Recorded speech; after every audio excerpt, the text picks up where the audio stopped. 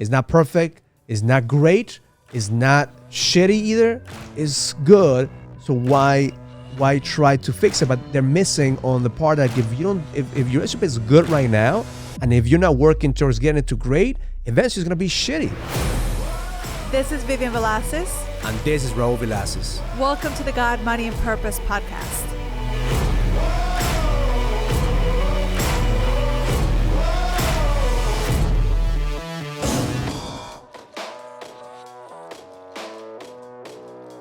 Welcome to the God, Money, and Purpose podcast. My name is Raul Velasquez, and I'm here with a beautiful co-host, Vivian Velasquez. And we are live here on Facebook. And if you're watching us in YouTube, just make sure that you leave a comment. If you're watching us on Facebook, make sure you leave a comment. If you're watching us through Instagram, make sure you connect with us, post a comment, and let us know where you're watching us from. So today, we have a very exciting show. What we're going to talk about today. Every time is exciting. Today, I didn't really like the topic because I kind of feel like I'm going to be like talking too much. Talking too much because we're talking about mistakes that men make. Yes. So before we were having this conversation, we're going to be 21 years in our marriage this month. That's right. Month of September. I can't believe it's September already. It's so exciting. It's crazy. September 12th. So they're 21 years. And Vivian and I were talking about how many mistakes we've made, how many things that we've messed up in the last 21 years. And if we could do it over again, we would do anything different. And the truth is, for me, I wouldn't do anything different because every mistake kind of led me to an answer. But I see that you're laughing. I don't know about that. I wouldn't change a thing. I'm good. I mean, I wouldn't change a thing either because it's gotten us to the place where we are today. But I think if I knew a couple of things, if I knew some things that I know now, maybe it would have saved me a lot of heartache, and I know it would have hurt, and would have saved us both a lot of fights that did not need to happen. Just because, our understanding is so different, and I think it's a lot of times that we don't know these things, and the reason why we come on this show is because, I truly believe in love and I believe in marriages, and I know that they could change, not by changing the other person, but by changing yourself. And that is my biggest intention for anyone that is listening to this. It's like, Raul and I have been married 21 years, and it's such an amazing, beautiful, just a journey, right? I wouldn't change anything because we are who we are, and it's been such a blessing, but I would like to give someone else that is listening to this just a little bit of insight, because maybe we didn't have all this information back then. Maybe we weren't ready to listen to it. I don't know. But if we would have been, maybe there wasn't enough of this communication, of this, openness, because for us is really being vulnerable and telling people like how we messed up, how we treated each other wrong. And sometimes that hurts. Like it hurts for me to go back and to remember those things. And the beautiful thing is like when we go back and we go again in our mind through the fights and the things that we said, we actually get to clean up that space. And that's the good part about it. And I think that we looking back at the experience, looking back at our lives, we look at stages, right? Multiple stages of the versions that we were. And I had a conversation today with a guy who applied from a program, and he knows how to make, build companies. He knows how to make money. He knows how to connect with God. But the one place where he was struggling is in his relationships, because he constantly sabotaged relationships. And I think that's where the patterns for us, when we start looking at the rooted cause, is like the main thing that we were not taught in school, that we're not taught, not even in church. I mean, we have a church foundation. We got married.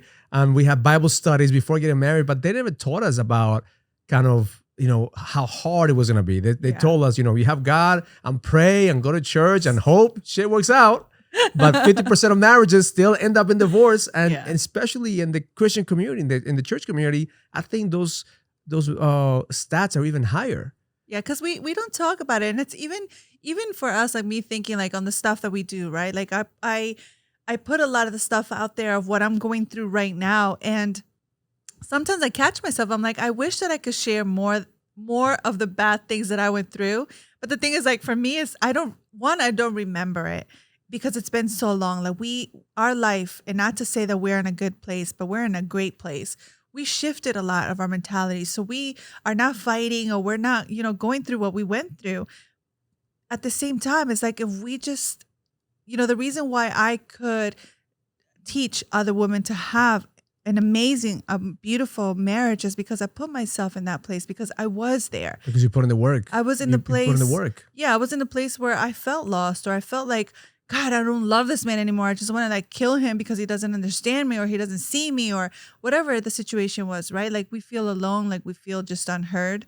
But if we try to understand each other, if we try to help out each other without pointing the fingers and without judging each other, I truly do believe that we could be the best of friends and we could have a beautiful, loving marriage. It doesn't happen by coincidence. It doesn't happen by chance. It happens like first starting you to work on you and me to work on me. Because, if you listen to this podcast long enough, you know that we went through a journey that I had to start working on me. And I said, fuck what everybody else thinks. I'm going to do, I'm going to find out what my edge is. Find out, what I need to go through my tunnel in order for me to help everybody else. And I think that's the mistakes that we make, is that I want you to complete me. I want you to love me. And I need you to think I'm your hero, I'm your king. And the moment that I have that needy energy, we repel each other. Same thing for women, and the shift happened when you and I started just working on ourselves and said, okay, I need to be a man that owns himself. You need to be a woman that owns herself. And then from that place, we come together and we actually complement each other, and not from a place of I need you, you need me. We want to be with each other. Yes. But it doesn't stop us from making mistakes. It doesn't stop us. It's not a fairy tale. It's not like, all of a sudden you arrive. I don't believe we're never going to arrive. We're constantly going through the battlefield. A lot of changes. But let me tell you, Raul, 21 years. And I think that's the reason why I like to celebrate so much, is because I could actually like see you and see like what a shift, like what a change. And for me, like that's like a big time celebration. It's like from where we were to where we are today. I'm telling you, like, if we can make it 21 years, I'm telling you, you have hope. You have hope. You can make it. So definitely connect with us right now and chime in. Let us know, what are the 3 biggest mistakes that you think men make? Because we're going to focus on men, just because we could take the punches. We were debating about the title, and we're going to put like people or women and say, you know what? We need sometimes as men to be called out and see what mistakes we're making. Because I tell you right now, as a man, I love the feedback. I love the feedback, because if you tell a man what he's doing wrong and how he could improve, he will do whatever it is in his power to get better. Yes, but I totally agree with that. And women are different. I think that if we tell you something, you guys will continue to do it to spite the situation, because you think you're wrong. I mean, you think you're right. I think that the biggest mistake that men make is thinking that women are wrong, but women are right. Well, and then I would say, like, okay, take it with a grain of salt. This could be for men, but it could also be for women, because I see myself in this list of things that, like, we'll go down the list, but if you see yourself, like, take it. Don't tell anybody. Don't tell them that you're wrong, but just see what is the part of you that you could change in your relationship, in your life, whether it's with your husband, with your kids, with God, with yourself. Like, just see yourself, and nobody's watching, nobody's judging you. And man, if you're watching this, listening to this, and you already get offended because you think we're judging you, fuck off. Because the reality is that you need to get stronger to get the feedback. You need to really, have more of these conversations to get the feedback. That life is always giving us feedback. Sometimes we need to get punched in the face to get stronger, to get better. That's right. So go ahead. What's the first thing? What's the first thing that men get wrong in a relationship? Okay, there's a whole bunch of lists that we could make, but I think we kind of just narrowed it down. And I think one of the biggest things that make the men make a mistake on or do wrong is that they confuse this two, intimacy and quality time. And I know that sometimes when we sit down in our couch, which I love to do, like I love to sit there with you, and you go and you pick your movie, and most of the time it's like something bloody or just, like, I wouldn't say horror, but it's just like a lot of, what would you say, like it has to be action. It has to be action. It has to be bloody sometimes. Yes. It has to be it's something. Always bloody. It's always something bloody. that most of the time I'm like, my eyes are closed and my ears are closed, but I'm just cuddling with you, and I love to feel the warmth of your body, and that's my thing, right? So you're picking your movie, and I'm just sitting there, and for me, like you think that is quality time, right? But for me, it's not quality time because it's like, I don't like the movie. I'm afraid I'm probably going to have nightmares. I just wish I could talk, or maybe I wish I could like pick a chick flick and then feel really like love and fuzzy on the inside and then go to sleep. So that's the mistake. Do we think big difference, right? Our right? quality time is the same quality time as you, and the reality is that quality time is different. Of course. And every time, like, we have an app for the guys that I coach, and we are always measuring the quality time and measuring how we show love. And I saw a pattern. Like, I'm putting in my point saying, hey, I'm showing love by putting quality time, but then I'm looking at the quality time is really what's quality time. Yeah. And really how much of that quality time I was present. Because sometimes we think that just because we're in the same room, I'm spending quality time with each other. But the reality is that we're just taking up space. I'm in the phone, you're in your phone. Yes. We're doing different things and we're not really connecting. Yes.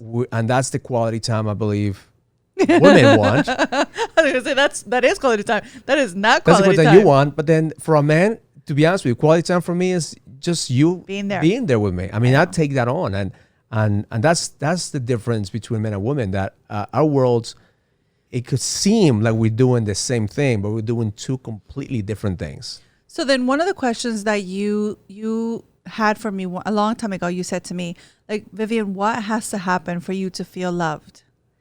And I think that was the most beautiful question that you could ask me. And at the same time, it was like, kind of like, it made me mad because I didn't know how to answer you. But I know that I wanted to give you like a whole list. So I said, just give me some time and I'm going to give you that answer. Because when we as women realize like what we want and how we feel loved, then we could have this communication. And I could tell you, and I pray and I hope that you will continue to do those things that I'm telling you. Because if I'm telling you, like, I feel loved when you take your phone and put it away and come walk with me down the driveway and we see the foliage change and you just whisper sweet nothings in my ear. Like, that is very precise what I'm telling you. Now, if you come to walk with me with your phone, with the kids, with the dog, and don't even pay attention to me, then obviously then you know I'm not feeling loved. So then it's like, okay, are you listening to what I'm trying to tell you? But the first step is for us knowing what it is that we want, to know how we feel loved, because that was a beautiful question. It just opened up a whole thing for me. It's like I needed to do homework on myself, and then I needed to tell you. And then, like I said, I hope that you were gonna follow through. And that question, I remember exactly when I asked it. It was September 2011. Don't say September 12th. It was September 2011 because that was the time that we went to Dominican Republic. We had it was our anniversary, and we were in a beautiful setting, and then we started to have this conversation. And that's when I realized that the things that you wanted or the things that you were looking to be loved, I wasn't doing it. So it really opened up a different kind of worms, realizing that we were not happy with each other. I wasn't happy with the situation. You were not happy, and we were just reacting or just having a status quo relationship, not necessarily a growing relationship. But just you giving me that feedback, in my mind, I'm thinking, what's wrong with including the family, right? That's for me, that's quality time, right? Yeah. The dog, the kids, man, I love all that. But for you, oh, so do I. Don't get me wrong. But for you, deeper love, feeling love is being having the attention 100%. And I think that's what the mistakes that as men we make is like, hey, I'm showing love and appreciation. We have grandma, we have grandpa, we have the whole family, especially coming from a Latin culture. Yes. We love to bring everyone in. I mean, I remember my parents, going on vacation, and we had 20 people, going on vacation with us. Yes. And that's the difference too in cultures, right? What makes you feel you come from a small family. I was just going to say that's like not even cultures. It's just like how we grew up, and you grew up with a big family and I didn't. So like for me to feel loved is like my dedicated time. And sometimes I would think like that's selfish of me to like ask so much time. But then when I stepped into this queen mentality, it's like, I deserve this time. I deserve to feel loved and to be seen and to be held for as long as I can, for as long as you could give me this time. And that's my time, not to take away from your family, not to take away from my kids. But if we don't have this quality time, if we don't have this connection and this bond between you and I, then everything else. Then it's like, and you know this, and for you men that are watching out there, it's like the minute that the connection between your spouse or your partner or your lover goes wrong, then everything else is like a domino effect. It's like if your wife doesn't feel connected and feel loved, then everything else like starts to crumble. And I think that part of the connection and the communication too is for women to give themselves the permission to tell their man exactly that feedback. Yeah. Because the worst place to be is like, shit, I'm thinking I'm doing everything right. I'm thinking that I'm spending quality time. I'm thinking that you want to watch the horror movie or the action movie. Yeah. I'm thinking I have all this set, and all of a sudden you have a negative attitude or a bad face. And then I'm like, thinking to myself, what else does she want? Because we don't talk about it. And if you don't tell me, and if we don't communicate, then I'm thinking, that she doesn't want to be with me. Yeah. And the reality is we're not in the same page. We're not even, reading even sometimes the same book. That's right. So then quality time versus intimacy, what we need is the intimacy is you guys being vulnerable. And I think this is something that was really hard for you because you think of intimacy and you think of like just sex, right? When it's intimacy, the first thing comes in is, okay, we're going to have sex. That's right. that's intimacy for a man. That's not everything for us. Then intimacy is more like you being vulnerable and you having this deeper connection of like a connection, emotional connection, physical connection, and a spiritual connection. And when you have, you don't need to have all of those at the same time. But when you start to have those, and that's the intimacy that I would say, like, for me, that's what I was looking for. Not just the performance of sex. I think that's when we talk about the stages, right? When we got married, the first stage, intimacy was just sex. And then as we continue to evolve in a relationship, intimacy became more of a spiritual connection, more of a deeper connection, not just and it's not always physical, that. It's not always that, right? It's a connection. It's like, when you get sick, for example, right? Oh yeah. It was an awakening for me to see like, all those things that in my mind every morning when I face my darkness and I face my fears, my biggest fear is for my kids to get sick, for you to get sick, for my family to get sick. And then when it happened, really opened up that part of me that feels vulnerable. That's the part, and that's the part that we love, and that's the part that sometimes men are afraid to share, and that's the part like with you was something that even got us to connect at a deeper level because you like I don't even want to cry, but like every time I would see you come to my bed, like I would see that fear that you had of you losing me, and then it's like, oh my gosh, like he loves me, like I know that you love me, but it's like he loves me, like he really truly does love me, and I am his everything. And I know that you say that to me, but it's like one thing to say it, another thing to feel it. And it's that vulnerability that allows you to feel it.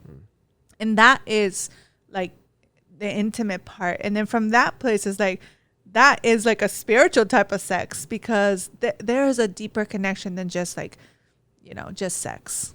I think we take people for granted and we take each other for granted, especially couples, 21 years married is easy for us to kind of look at it and say, okay, you're going to be there, forever. Yeah. Like we're going to grow old together, right? You never know. But, when situations like this happen, when, health comes in and we hear this stuff, then we really have to start looking at, are we preparing ourselves, and really enjoying this time and instead of fighting with each other. Yes.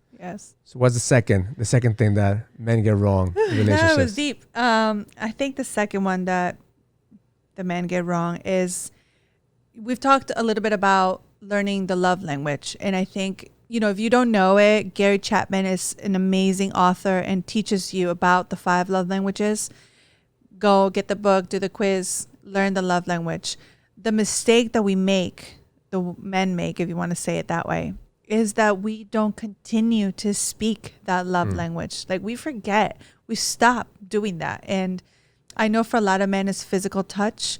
And, like I forget, like I don't know, get preoccupied with everything else. And I don't make that a priority. And then I have to catch myself all the time because if I am preaching this to you, it's also to me, like it's to me too. And I have to remember, it's like, oh, my man's prime love language is physical touch. And then it's like, okay, how can I come back to that? Obviously it's not hard. I know exactly what you like, but it's like that reminder. So I think I speak for myself, but also to men, like forget to continue to speak the love language and more than continue to speak the love language, ask, because a lot of the times your love language evolves. And it could be physical touch, and all of a sudden it could change, and it could be, acts of service, or I don't know, gifts, whatever it is that it's for you. I think that for a man, it's so crucial to know like the exact language that a woman needs, so we could know exactly what to do, because most of the time we're just guessing. Most of the time we're just putting shit on the wall hoping it sticks, especially in relationships. And I always say business is easy compared to relationships. That's right. And when it comes to relationships, we have to start paying more attention. We have to be more attentive. We have to start speaking that language and just continue to innovate. What does it mean to have quality time? What does it mean to have acts of service? What does it mean, when your wife wants connection? Quality time. What does it mean? All those things, and start digging deeper and ask more questions. And some of the things that I look at when you want quality time is, okay, what else? What else can we do? Yeah. What can we experience? And just like what we said before, like sometimes it can get mundane. Sometimes we forget to innovate. Sometimes we forget to surprise each other and do different things. And that actually leads us to the third one. Well, what men do wrong is like, and I would say I can't just say men, because it's like we forget to have some sense of variety in our life, some sense of surprise. It's like we forget, like we like that. That's what keeps our relationship alive. Because if you do the same things all the time, then it's like, it's like it's such a routine. Yeah, you gotta get out of the routine. Especially when you're in a long-term relationship. Like if you are going from relationship to relationship, it's like, you get butterflies like every week, because like you're gonna meet someone new. Something new. It's always that, right? But when you're in a relationship for a long term, like surprising one another, even I'm even thinking like, we talked in another podcast of like how you could be a different character, how you could show up and be like a different persona. That is a surprise in itself, and that's a little bit more different topic, and maybe even for my Queen's Corner for us to talk about that. But it's like, imagine like what a surprise to show up and be like a different persona for your man. Even for yourself, like that's something different. And that's the hardest thing to do for women, is like to get out of this box that we think like the relationship has to look like this. And I think it comes with us, one, allowing ourselves the permission to be all these different colors and to be vulnerable to with our partner, like to take risks. Yesterday, for example, I was coming home. Yeah. You asked me to pick up some sushi. I went there and you said it's gonna be in the curbside place, and I went to the restaurant and I saw my name, it said Raul in a couple of bags, and I grabbed those bags and I went home and I thought, you had an army of the kids' friends at the house, because it was a lot of food. And then when I came home, you said, this is not our food. This is not what we order. And it was for another Raul, I guess, that ordered this food. But when we opened up, it was all kinds of variety. I mean, it had some different things. So at the end, we were happily surprised that the food that Raul ordered, the previous Raul order, was better than their. It was very healthy. It was better than the order that we did. Yeah. But we wouldn't take that surprise element created a different energy, even to try different things I probably wouldn't have tried. And I think that as men, we just get caught up in, I like this, so I'm gonna continue to order this, or I like this in my marriage, so I'm gonna continue to do this in my marriage. And that's what happens in our business too. But as men, we don't do that too much in our business, because we know that the moment that we do that in our business, our competition gets the upper hand on us. So we're constantly looking to innovate, to have different marketing strategies, to have different sales strategies, to be able to have different products. And when it comes to our marriage, we want to try the same thing that worked. Shit, it worked 21 years ago. We're going to stick to it. I'm going to stick to it. In sex, in intimacy, in quality time. We need to continue to treat our marriage, our connection with God, the same way that we treat our business, innovation. Yeah. Because if you don't have innovation, you're gonna continue little by little to start lose that connection. Yes, and then like I said, you just fall into like the rut of the routine. And I would say one of the things to men is like allow yourself, because I think a lot of the times us women, like we think that you don't need certain things or you don't need change or whatever it is, but allow yourself to be open to doing something different. And I think, it helped me when you were open about it. and you were open and you were honest as to what you wanted to see change in the relationship.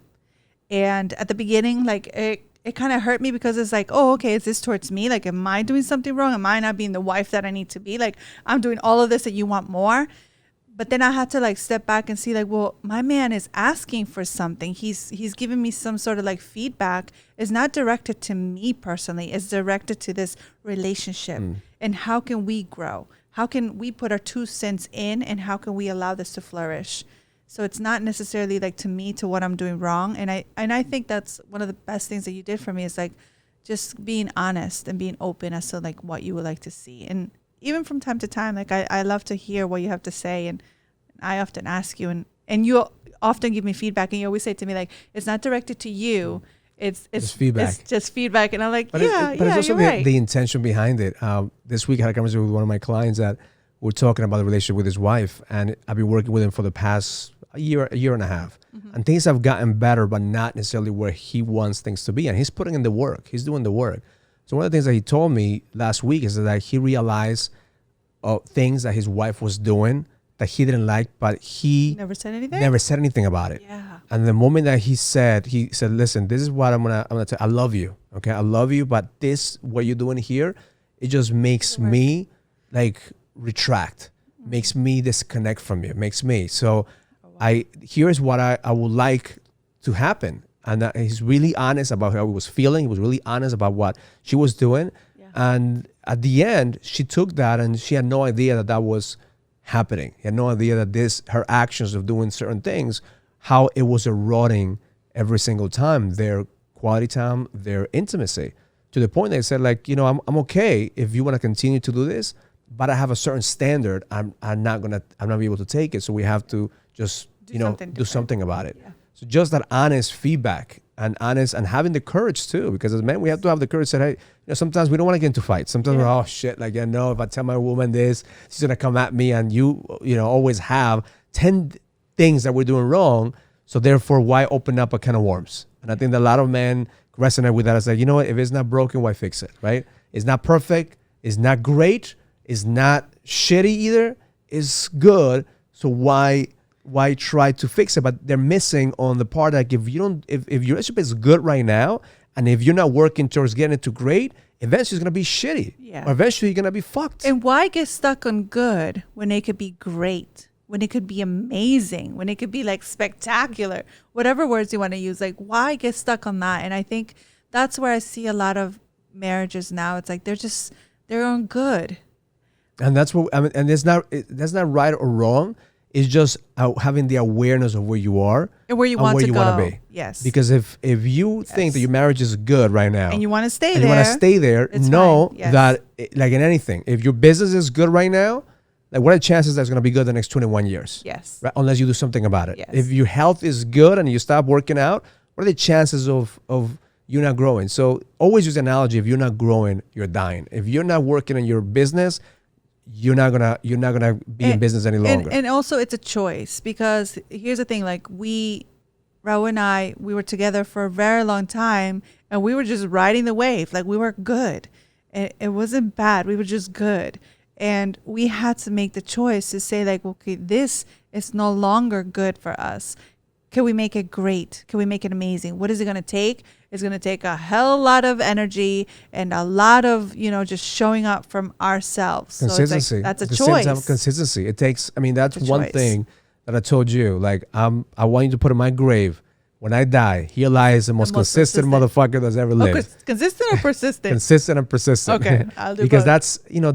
that's the part, I think, anything in business, in marriage, in health. Are you sure? If you're consistent and you're persistent, you'll make things happen. Yes. That's why I stayed with you for so long. 21 years, baby. Yes. 21 years. So thank you for watching the podcast. If you have any questions, comment below. What's the biggest mistake that men are making, or even men? What's the biggest mistake that women are making? Just give it to them. Give them feedback, because it's not directly at them, but it's directly at the entire. We could do the next one. The next one we'll do it for the entire womanhood. Yes. All right.